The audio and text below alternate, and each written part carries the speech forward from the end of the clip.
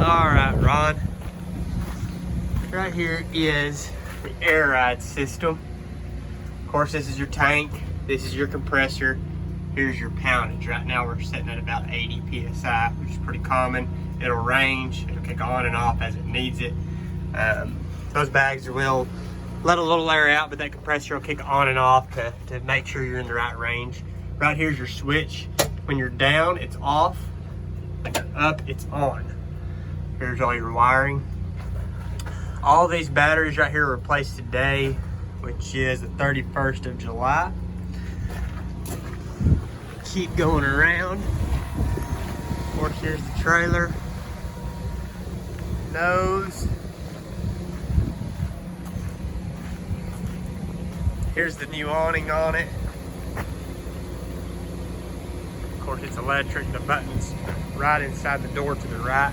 We'll go over that here in just a second. New tires. These are 14 ply Provider tires. I'd hold around somewhere in the 110 range as far as PSI goes. Of course, your drop down windows.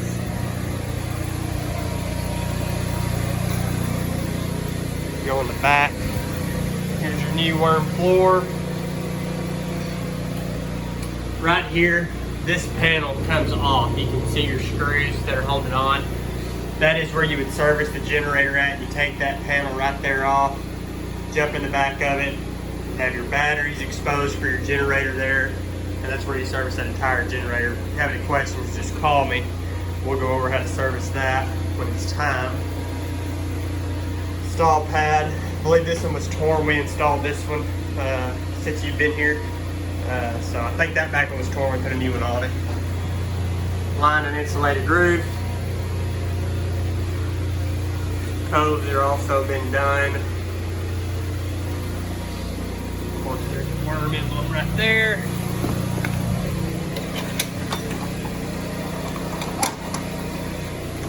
Here's the back of the trailer, rear tack.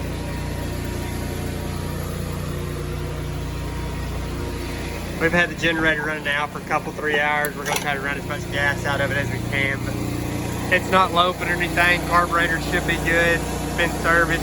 Put a brand new battery on it today too. So it's got 4 new batteries on it, all replaced on July 31st. They're Interstate deep cycle batteries. The other tires. All right here. Right here is your 30 amp connection. So this is 30 amp. Make sure whatever plug you're at your house is not 220, that it's a 110 outlet so that you don't, mess up any of the electrical inside. Right here is where you fill up your water tank. Right here is your outside water spigot. Right here is where if you're somewhere and you've got to plug in to use city water, a connection to where you don't want to use your tank, you can use that. There's your furnace vent. Keep going around, back up to the front. Again, those batteries are just replaced today. That right there, that's your on-off switch for your batteries. You'll have to utilize this, especially when you're not using the trailer. Just turn it off. That won't allow your batteries to charge, or it won't allow them to put out anything. So you'll always want to kind of keep an eye on that. If you're going somewhere that week, go ahead and keep it on. The reason you turn it off, if you're plugged in for months on end, you don't want to overcharge your batteries. That'll really shorten your battery life. Right here is this little square box right there. That's your electric over hydraulic brake system. So right here is where you would check the fluid in it. And you'll just want to check that every now and then. They typically don't tend to leak down very fastly, but every now and then you may just check that to make sure you're good to go on fluid. Of course, there's your jack, your fluid for your jack. You can check it right here. If you're ever going and your jack only wants to go one way, that means you've got a low battery. But you can take these 2 deals off and you've got a reservoir right here. Of course, there's your spare tire. That's your water heater right here. That's your refrigerator vent. Outlets on the side. Right there's a clean out for your tank, holding tanks. We'll go right back over here. I forgot to show you this. Of course, you probably remember this when you were here. This is your automatic valves for your tanks. You just hit these, it opens and closes. Those are working. All right, now going on the inside of the trailer. Right here is your start stop button for your generator. Hold that stop prime button down just by pushing down on this button right here for somewhere right around 30 seconds or so to pump fuel to your generator. Your generator in this one, of course, is in your manger, so I'd say 20 seconds will get fuel to it. Cycle it a few times. If it doesn't fire, just prime it for another 5 or 10 seconds. Start it again. 931 hours on the generator today. Right here's your awning button. That's a out. She's gonna start rolling out. And sometimes you just saw that probably. When that goes, the gas shock will take a minute just to pick up and go. So as we go out again, you'll see it kind of jump. Nothing uncommon, very common. This other side just jumped that time. So, right there, that is for the satellite system. Like I say, hard to check that satellite system. A lot of times they're not in service with Dish and Direct. That's a Track Vision, which those are all the time updating. No guarantee that it works, but we can hear it pick up and test like it does. But all your wiring to that is ran to right here. So everything there, it's all coax, being the year model. Here's your surround sound. You just turn it on and off right here.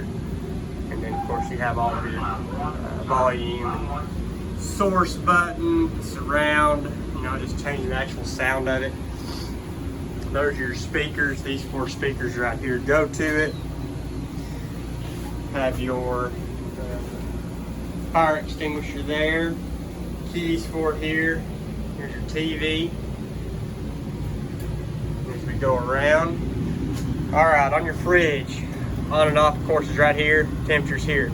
1's the warmest, 9's the coldest. Your mode. So right now the AU stands for auto, and it'll say AC because we're running on generator power at the moment. But if I hit mode, it's going to take me to LP, liquid propane. So then you're just running on propane and it'll pick up light. But I would keep it on auto. That way, let's say your generator dies in the middle of the night, your fridge will go ahead and pick up and light automatically, which will then allow you to not have a bunch of hot stuff in your fridge. Takes this refrigerator about 8 hours to get cold. So if you plug it up in a couple hours, it's not getting cold, don't worry. Very common, that's what they all do.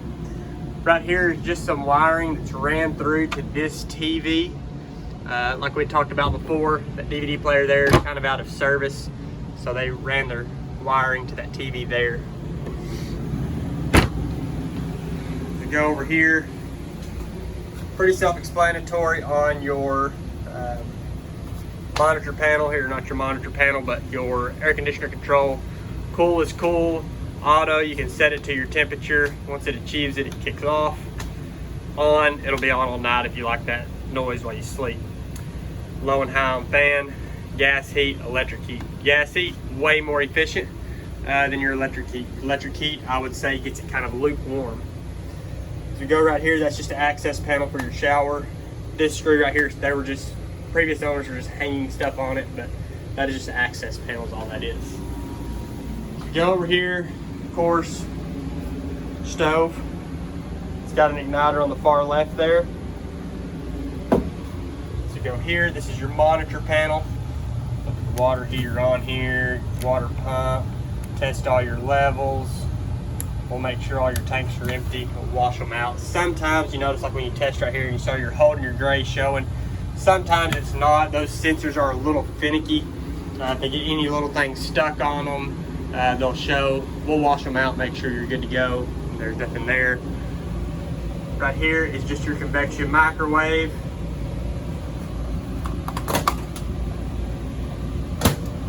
Pretty easy. And the back here, so it's pretty much everything.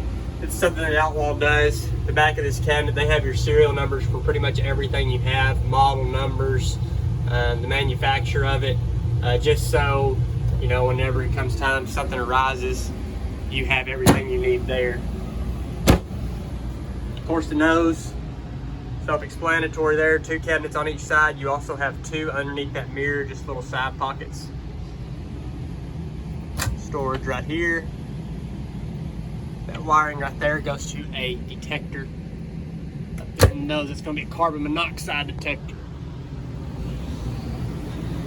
Of course, here's the floor. You've seen it. We'll sweep it out, just kind of finishing up, doing a double check on it. This awning rod right here, that's just so we can clean out the water here. You don't need that with your new awning as it is electric. Hat rack placement 1. It's alder wood right there. Here's all your hanging right here, little table that sets up. That slips down in there. That black cap just pops off. All right. We go into the bathroom of the trailer. Your second hat rack placement there on the wall. Keep walking through it. Toilet. Your skylight. Trim around your skylight, shower. All that stuff's pretty easy. Nothing surprising there. Here, just a medicine cabinet. Everything looks like she's good to go. Air conditioning's definitely cool and good. Batteries really didn't need replaced, but they were a little weak this morning just before it ships all the way out to you, and due to the long wait, I thought it'd be best to go ahead and replace them. Right there is your LP detector. So this trailer here is equipped with a solenoid. If that detector goes off, right here, sorry, that will tell that solenoid to cut the propane off, and that will in turn not allow any propane to come to the trailer. So if nothing's lighting and that detector's gone off, you may just have to reset it. It's got a button right here. Turn it on, and she'll be ready to go. Test her before she leaves. We'll get you all ready to go. If you have any questions, you got my cell. Don't hesitate to reach out to me. And I think we've covered just about everything. One more thing, all your manuals, everything's